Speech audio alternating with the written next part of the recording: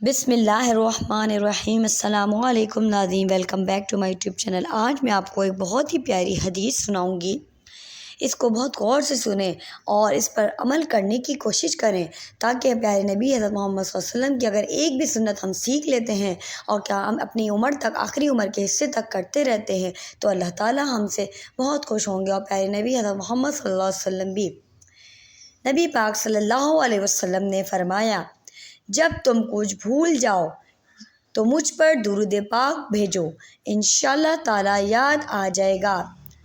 اس حدیث کا مطلب یہ ہے کہ اگر آپ کوئی چیز رکھ کے کہیں بھول گئے ہیں یا آپ کو یاد نہیں آ رہی ہے تو درود پڑھیں، زیادہ سے زیادہ وہ چیز آپ کو یاد آ جائے گی کہ آپ نے کہاں رکھی ہے۔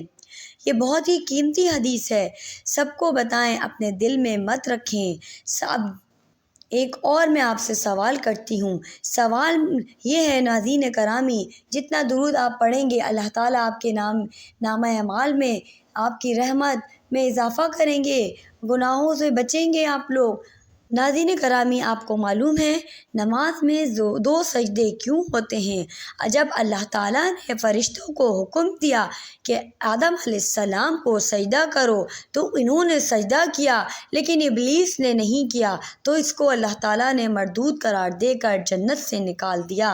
ابلیس کی یہ حالت دیکھ کر فرشتوں نے سجدہ شکر ادا کیا اور کہا، اے اللہ، تیرا شکر ہے، تو نے ہمیں اپنا حکم بجا لانے اور اپنی عبادت کرنے کی توفیق عطا فرمائی۔ وہ دو سجدے آج تک ہم نماز میں ادا کر رہے ہیں، ایک سجدہ حکم ہے، ایک سجدہ شکر ہے۔ ایک صحابی نے حضور پاک صلی اللہ علیہ وسلم سے پوچھا، ہمیں کیسے پتہ چلے گا کہ ہماری نماز قبول ہو گئی ہے؟ آپ صلی اللہ علیہ وسلم نے فرمایا، جب تمہارا دل اگلی نماز پڑھنے کا کرے تو سمجھنا کہ تمہاری نماز قبول ہو گئی۔ سبحان اللہ۔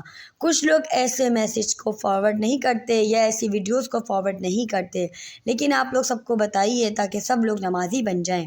اگر تم مجھ کو رد کرو گے تو میں تمہیں اپنی نظر میں رد کر دوں گا۔ یہ اللہ تعالیٰ فرماتے ہیں لوگوں کے لیے۔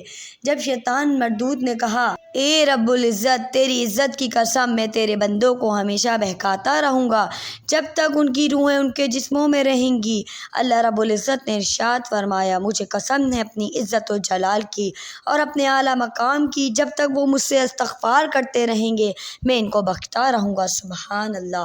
ناظرین کرامی، شیطان بھی اللہ تعالیٰ کو اپنا رب مانتا ہے، لیکن وہ بس ضد میں آ گیا اور اس نے سجدہ نہیں کیا اور اس نے اللہ تعالیٰ سے ضد کر لی۔ تو اللہ تعالیٰ تو ہمارا مالک ہے، اللہ تعالیٰ کے آگے ہمیں سجدہ ریز ہونا ہے، اس سے ضد نہیں کرنی ہے۔ اب میں آپ کو پیارے نبی حضرت محمد صلی اللہ علیہ وسلم کی کچھ پیاری عادات کے بارے میں بتاؤں گی۔ پیارے نبی حضرت محمد صلی اللہ علیہ وسلم یہ اپنی روزمرہ کے معاملات میں کرتے تھے۔ چلتے وقت نگاہ نیچی رکھتے تھے، سلام ہمیشہ پہلے کرتے تھے، مہمان نوازی خود کرتے تھے، نفل نماز چھپ کر پڑھتے تھے، فرض عبادت سب کے سامنے کرتے تھے، بیمار کی مزاج پرسی کرتے تھے، جب کھڑے ہوتے غصے آتا تو لیٹ جاتے، مسواک کرتے تھے، عشاء سے پہلے کبھی نہ سوتے، کبھی کھل کر نہ ہنستے، صرف مسکراتے۔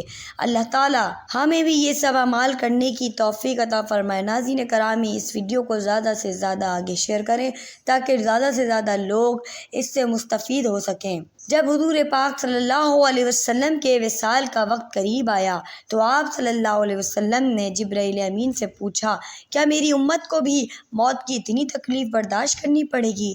تو جبرائیل امین نے کہا، جی۔ تو آپ صلی اللہ علیہ وسلم کی آنکھ مبارک سے آنسو جاری ہو گئے۔ تو اللہ تعالیٰ نے فرمایا، اے محمد صلی اللہ علیہ وسلم، آپ کی امت اگر ہر نماز کے فوراً بعد آیت الکرسی پڑھے گی تو موت کے وقت اس کا ایک پاؤں دنیا میں ہوگا اور ایک پاؤں جنت میں۔ سبحان اللہ۔ جو شخص سوتے وقت 21 بار بسم اللہ پڑھتا ہے، اللہ تعالیٰ فرشتوں سے فرماتا ہے کہ اس کی ہر سانس کے بدلے نیکی لکھو۔ سبحان اللہ۔ امید ہے ناظرین کرامی آپ کو آج کی ویڈیو بہت اچھی لگی ہوگی۔ پیارے نبی حضرت محمد صلی اللہ علیہ وسلم کی پیاری پیاری عاداتیں آپ کو بہت اچھی لگی ہوں گی، اور امید ہے کہ آپ بھی یہ سب عادات اپنائیں گے اور دوسروں کو بتائیں گے۔ انشاءاللہ نیکسٹ ویڈیو میں ملتے ہیں۔ اللہ حافظ۔